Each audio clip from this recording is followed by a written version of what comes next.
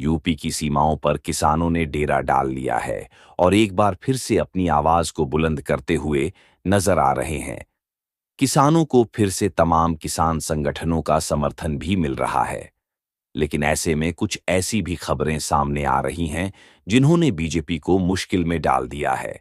वह क्या खबरें हैं, स्टोरी में आपको आगे बताएंगे, लेकिन उससे पहले आपको बता दें कि किसानों का अगला कदम क्या है। नमस्कार, आप देख रहे हैं 4 पीएम और मैं हूं आपके साथ में शोभ पाठक।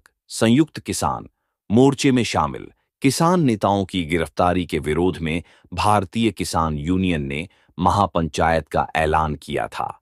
लेकिन उससे पहले भारतीय किसान यूनियन के नेता राकेश टिकैत को यमुना एक्सप्रेसवे से हिरासत में लिया गया है। वह ग्रेटर नोएडा में जीरो पॉइंट पर हो रही किसान महापंचायत में हिस्सा लेने के लिए घर से निकले थे, जिसके बाद पुलिस ने उन्हें अलीगढ़ के टप्पल में ही रोक लिया और हिरासत में लेकर थाने ले गई।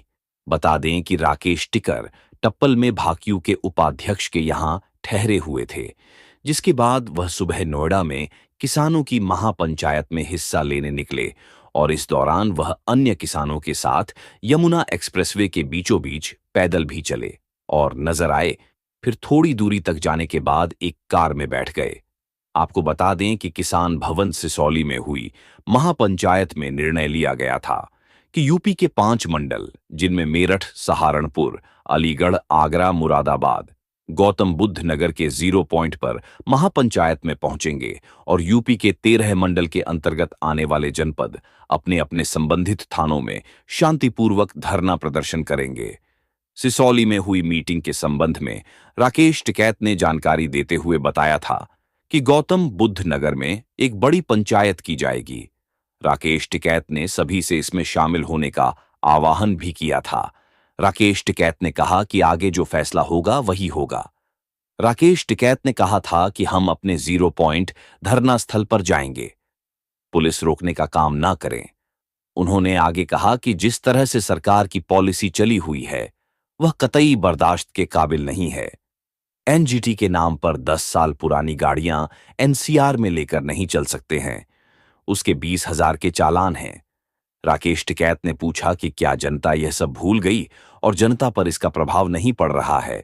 उन्होंने कहा कि हिंदुत्व तो एक बहाना है, जमीन पर कब्जा करना है। राकेश टिकैत ने कहा कि देश में बड़े आंदोलन की फिर जरूरत है और इस आंदोलन का उद्देश्य नोएडा में जो कि किसान जेल में बंद करे गए हैं उनको छुड़वाना है। हालांकि भारतीय किसान यूनियन के समर्थन में उतरने के बाद जिला प्रशासन पूरी तरह से अलर्ट हो गया है। बड़े किसान नेताओं के घर के बाहर अभी से ही पुलिस फोर्स को तैनात कर दिया गया है। वहीं साथ ही हर परिस्थिति से निपटने के लिए प्रशासन ने कमर कस ली है। यह तो हुई किसानों की बात। अब बात उनकी जिन्होंने बीजेपी के आला कमान को हिला दिया है। तो आपको बता दें कि देश में किसानों का आंदोलन एक बार फिर से चर्चा में है और इसके साथ ही उपराष्ट्रपति जगदीप धनखड़ ने किसानों के मुद्दे को लेकर सीधे सीधे सरकार पर ही सवाल खड़े कर दिए हैं। जाट नेता धनखड़ किसानों के मुद्दे को जिस तरह से कृषि मंत्री के सामने उन्होंने उठाया, इससे सत्यपाल मलिक याद आ गए। जम्मू कश्मीर के उपराज्यपाल रहे इस जाट नेता ने तो किसानों के मुद्दे पर सीधे प्रधानमंत्री मोदी को कटघरे में खड़ा कर दिया। किसानों के मुद्दे पर जिस तरह से जाट नेता सवाल उठा रहे हैं, इससे बीजेपी के साथ केंद्र सरकार पर नैतिक दबाव पड़ना तय है। उपराष्ट्रपति जगदीप धनखड़ ने सवाल किया कि आखिरकार किसानों से वार्ता क्यों नहीं हो रही है। धनखड़ ने कहा कि कृषि मंत्री जी, हर पल आपके लिए महत्वपूर्ण है। मैं आपसे अनुरोध करता हूं और भारत के संविधान के तहत दूसरे सबसे बड़े पद पर विराजमान व्यक्ति के रूप में आपसे आग्रह करता हूं कि कृपया मुझे बताएं। किसान संकट में है और आंदोलन कर रहे हैं। मुझे समझ नहीं आ रहा है कि किसानों से वार्ता क्यों नहीं हो रही है। यह स्थिति देश के समग्र कल्याण के लिए अच्छी नहीं है।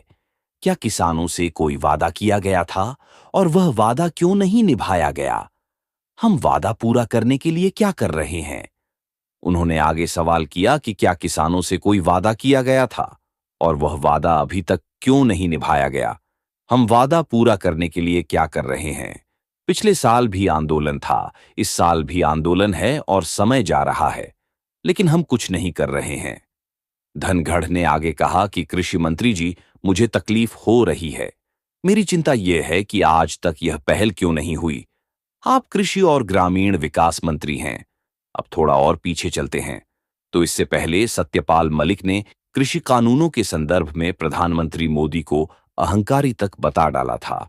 मलिक का कहना था कि वह किसानों के मुद्दे पर प्रधानमंत्री मोदी से चर्चा करने के लिए गए थे, लेकिन उनकी पीएम मोदी से लड़ाई हो गई। मलिक ने जयपुर की एक सभा में कहा था कि मैं जब किसानों के मामले में प्रधानमंत्री जी से मिलने गया तो मेरी 5 मिनट में लड़ाई हो गई। वो बहुत घमंड में थे। मलिक के अनुसार जब मैंने उनसे कहा कि हमारे 500 लोग मर गए तो उन्होंने कहा कि मेरे लिए मारे गए हैं। कहा कि आपके लिए ही तो मारे थे, जो आप राजा बने हुए हो। मेरा झगड़ा हो गया। वहीं जम्मू कश्मीर के पूर्व राज्यपाल और जाट नेता सत्यपाल मलिक किसानों के मुद्दे पर मोदी सरकार पर लगातार हमलावर रहे। मलिक लगातार किसानों की सभाओं में केंद्र की नीतियों की आलोचना भी करते रहे हैं। अक्टूबर 2022 में सत्यपाल मलिक ने कहा था कि किसानों को एक बार फिर आंदोलन के लिए तैयार रहना चाहिए। सत्यपाल मलिक केंद्र सरकार पर किसानों के खिलाफ षड्यंत्र रचने का भी आरोप लगा आ चुके हैं। सरकार फसलों के न्यूनतम समर्थन मूल्य की कानूनी गारंटी देने और कृषि कानूनों के खिलाफ आंदोलन के दौरान किसानों के खिलाफ दर्ज मामलों को वापस लेने के अपने वादे से पीछे हट गई। किसानों से सरकार के खिलाफ एक और आंदोलन के लिए तैयार रहने की अपील भी कर चुके हैं। उन्होंने कहा कि सरकार की नजर हमारे भोजन, जमीन और रोजगार पर है। समय किसी के लिए खड़ा नहीं होता। अगर आप आज खड़े नहीं हुए तो सालों तक भीख मांगते रहेंगे। फिलहाल बीजेपी किसानों के मुद्दे को लेकर बैकफुट पर नजर आती है। सरकार की तरफ से किसानों की आय दोगुनी करने से लेकर न्यूनतम समर्थन मूल्य पर खरीद की बातें लगातार की जाती हैं। वहीं कृषि कानून वापस लिए जाने के बाद किसानों से किए गए वादों को पूरा करने को लेकर सरकार की तरफ से उदासीनता भी साफ नजर आती है। चुनाव के दौरान बीजेपी किसानों के मुद्दे पर बैकफुट पर नजर आई थी।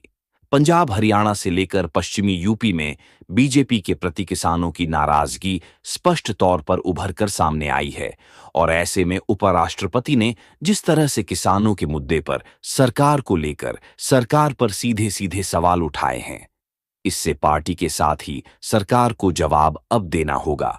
उपराष्ट्रपति ने इस तरह से सीधे सीधे विपक्ष को सरकार पर हमला करने का मौका भी दिया है। विपक्ष ने उपराष्ट्रपति की तरफ से इस मुद्दे को उठाने के बाद सरकार पर तुरंत निशाना भी साधा। कांग्रेस ने किसानों से जुड़े वादों को लेकर उपराष्ट्रपति जगदीप धनखड़ के बयान पर कहा कि वह भी सरकार से यही सवाल पूछ रही है कि न्यूनतम समर्थन मूल्य यानी कि एमएसपी के लिए कानूनी गारंटी कब हकीकत का रूप लेगी। वहीं कांग्रेस महासचिव जयराम रमेश ने धनखड़ के बयान का हवाला देते हुए कहा कि भारतीय राष्ट्रीय कांग्रेस यही सवाल पूछ रही है। चेयरमैन सर, एमएलसी के लिए कानूनी गारंटी कब हकीकत का रूप लेगी? एमएलसी तय करने के लिए स्वामीनाथन फार्मूला कब लागू होगा?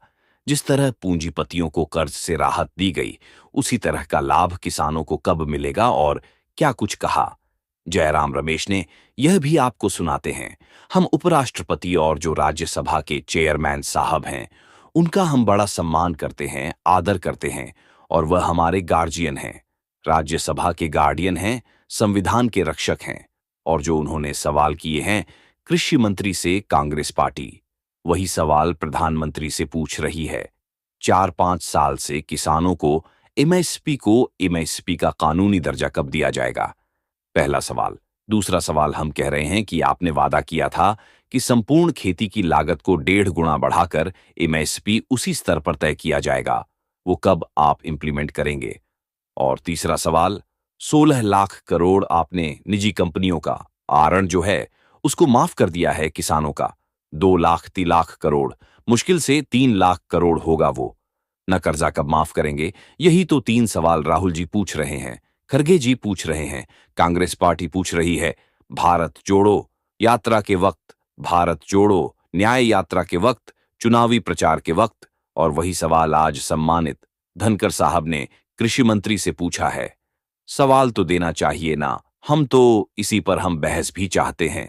इसी विषय पर हमने नोटिस भी दिए हैं। पर हमें खुशी है कि उपराष्ट्रपति जी ने उचित समझा है कि उन्होंने सार्वजनिक तौर से कृषि मंत्री से यह सवाल पूछे हैं। यह किसान सवाल पूछ रहे हैं, इंडियन नेशनल कांग्रेस सवाल पूछ रही है, जनता पूछ रही है किसानों के लिए आप क्या कर रहे हैं।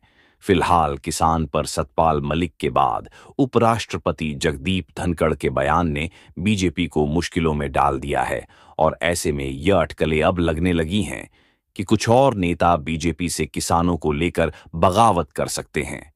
फिलहाल अब देखने वाली बात यह होगी कि किसानों का अगला कदम क्या होगा। इस खबर में फिलहाल इतना ही। ऐसी ही तमाम राजनीतिक खबरों के लिए बने रहिए और देखते रहिए